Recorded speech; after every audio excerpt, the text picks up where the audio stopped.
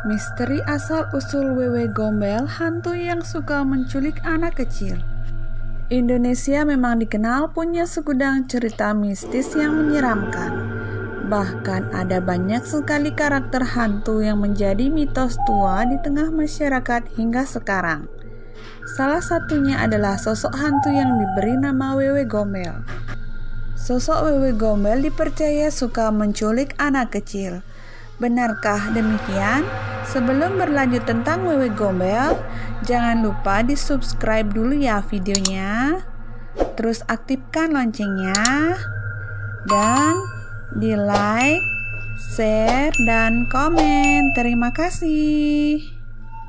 Sosok Wewe Gombel sangat terkenal di Indonesia. Lalu, apakah sebenarnya Wewe Gombel itu? Wewe Gombel atau juga disebut Nenek Gombel adalah sebuah istilah dalam tradisi Jawa yang berarti roh jahat atau hantu yang suka menculik anak-anak tetapi tidak mencelakainya. Konon, anak yang diculik biasanya anak-anak yang ditelantarkan dan diabaikan oleh orang tuanya. Wewe Gombel biasanya akan menakut-nakuti orang tua si anak atas sikap dan perlakuannya kepada anaknya sampai mereka sadar. Bila mereka telah sadar, Wewe Gombel akan mengembalikan anaknya. Menurut cerita, mitos Wewe Gombel dipercayai digunakan untuk menakut-nakuti anak-anak agar mereka tidak berkeliaran di waktu malam hari. Sebab pada masa lalu, keadaan gelap gulita amat berbahaya karena hewan buas mungkin memasuki kawasan perkampungan dalam kegelapan malam.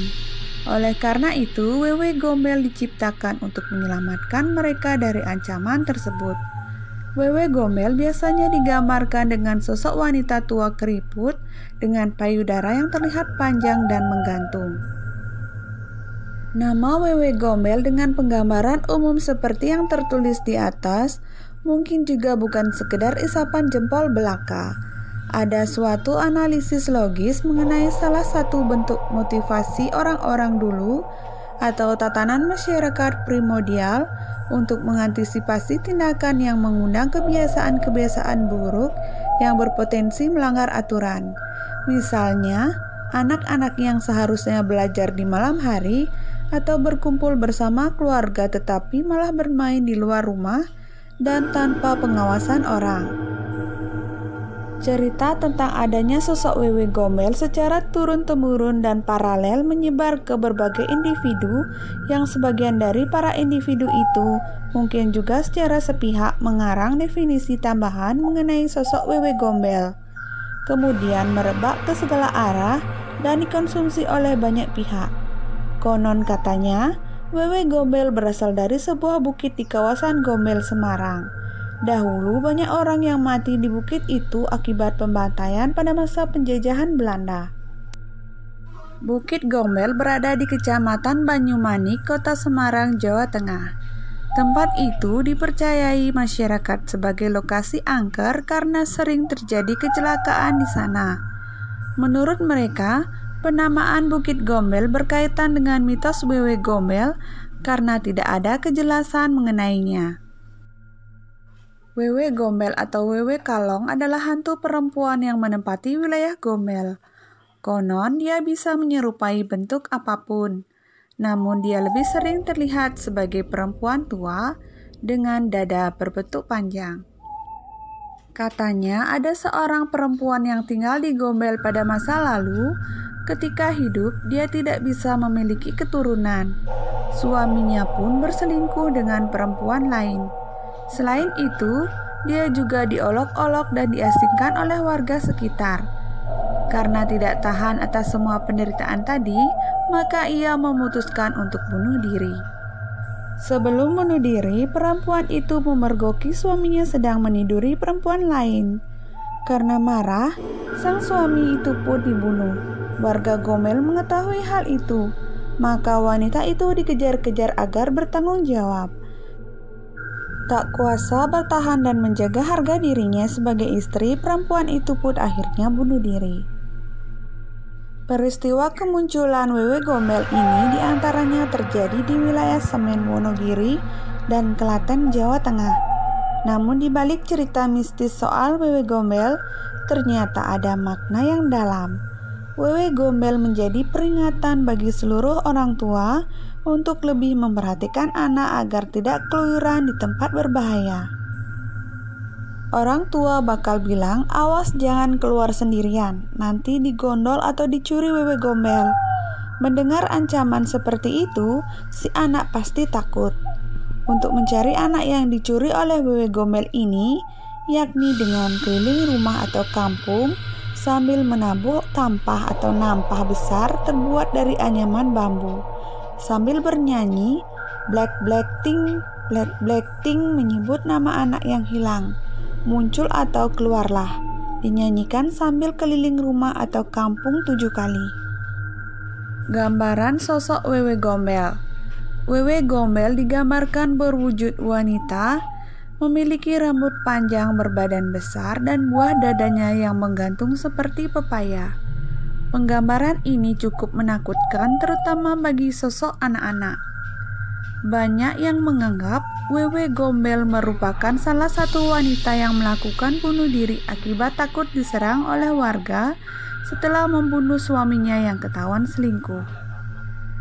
Oleh karena itu, Wewe Gombel suka mengambil atau menculik anak-anak saat maghrib atau menjelang malam.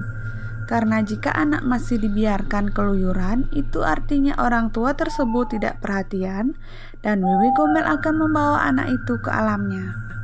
Wewe Gombel sering disalahpahami padahal dia cuma pelindung bocah sebelum era KPAI. Semasa kecil dulu, orang tua bakalan menyuruh kita pulang main sebelum maghrib. Mereka bilang kalau bandel kita bisa diculik segala jenis hantu yang berkeliaran saat matahari terbenam. Dari sekian banyaknya cerita hantu, sosok Wewe Gombel jadi yang paling menakutkan bocah-bocah. Hantu perempuan ini dipercaya akan menculik anak-anak dan menyembunyikan mereka di belakang payudaranya yang lonjong seperti pepaya. Kalau melacak folklore soal setan yang satu ini, Wewe Gombel dulunya hanyalah seorang perempuan biasa yang menikah dengan laki-laki idamannya. Naas, mereka tidak bisa punya anak karena dia mandul.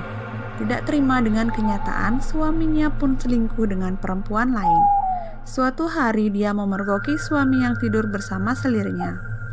Wewe Gombel lalu membunuh suaminya karena marah dan sakit hati. Perempuan ini menjadi buronan warga setelah mereka mengetahui insiden pembunuhan tersebut. Dia akhirnya bunuh diri karena merasa terpojok.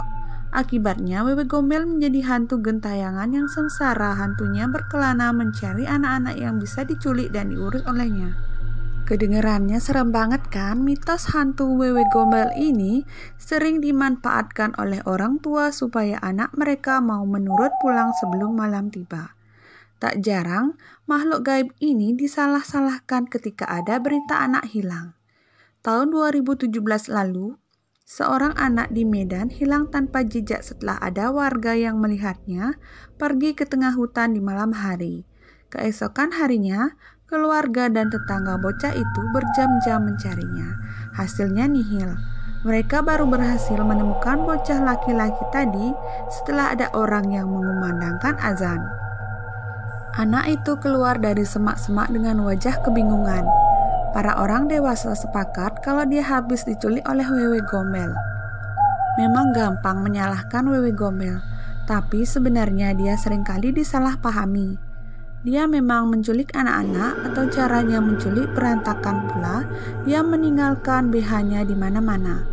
Tetapi banyak orang mengabaikan bagian ceritanya di mana dia hanya menculik anak-anak yang dilecehkan oleh orang tuanya.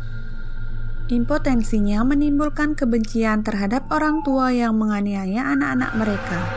Menurut beberapa versi cerita Wewe Gombel, dia menakut-nakuti orang tua sampai mereka menyadarkan kesalahan mereka. Setelah orang tua tersebut bertobat, Wewe Gombel mengembalikan anak mereka, seperti agen Komisi Perlindungan Anak Indonesia atau KPAI. Kalau sedang membicarakan cerita hantu, jarang ada satu versi dari sebuah cerita yang bisa dianggap paling benar. Legenda tersebut biasanya disebarkan dari mulut ke mulut, jadi tentunya ada banyak perbedaan antara tiap versi. Ada satu versi di mana Wewe Gombel menyuap kotoran kepada anak-anak yang dia culik. Ada pula satu versi yang menggambarkan Wewe Gombel sebagai sosok ibu yang membesarkan anak culikan sebagai anaknya sendiri. Dalam versi yang paling populer, Wewe Gombel merupakan seorang pahlawan yang menyelamatkan anak-anak dari rumah tangga yang kejam. Versi ini diadaptasikan sebagai film A Mother's Love oleh Joko Anwar.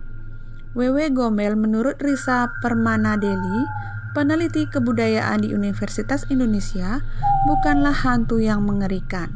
Seperti banyak hantu perempuan atau makhluk mitos di Asia, naratif Wewe Gombel terkait dengan kesuburannya. Kebudayaan kita sangat dipengaruhi kebudayaan Hindu dan Buddha yang menganggap perempuan sebagai makhluk suci. Risa katakan kepada Vice, saat musim panen orang Jawa berdoa kepada Dewi Sri. Sementara kekuatan laki-laki dilambangkan dengan simbol-simbol penis, kekuatan perempuan dilambangkan dengan rahimnya. Dia merupakan pemberi hidup. Tokoh Wewe Gombel memang rumit. Meskipun terdapat banyak versi cerita yang menggambarkan dia sebagai hantu, sebagian banyak orang percaya bahwa masalahnya mulai dari cerita tragis kehidupan Wewe Gombel sebagai istri impoten yang suaminya tidak setia. Selain menjadi cerita efektif untuk menakutkan anak-anak supaya mereka tidak pergi sendirian malam-malam, Wewe Gombel juga bisa mengajar para orang tua untuk menghargai anak mereka. Teknologi akan selalu maju, tapi cerita hantu akan bertahan, ujar Risa. Cerita-cerita ini mengandung pesan yang diwariskan dari nenek moyang kita dan mereka enggak bakal menghilang. 100 tahun dari sekarang, sekalipun KPAI tidak ada lagi, barangkali akan tetap ada orang tua di Indonesia yang mengatakan pada anaknya peringatan ampuh ini sebelum mereka pergi main di luar. Jangan lupa pulang kalau sudah maghrib, kalau enggak bakalan dibawa Wewe Gombel. Nah, itulah tentang misteri asal-usul Wewe Gombel, hantu yang suka menculik anak kecil. Semoga video ini bermanfaat. Thanks for watching. Jangan lupa like, share, dan subscribe.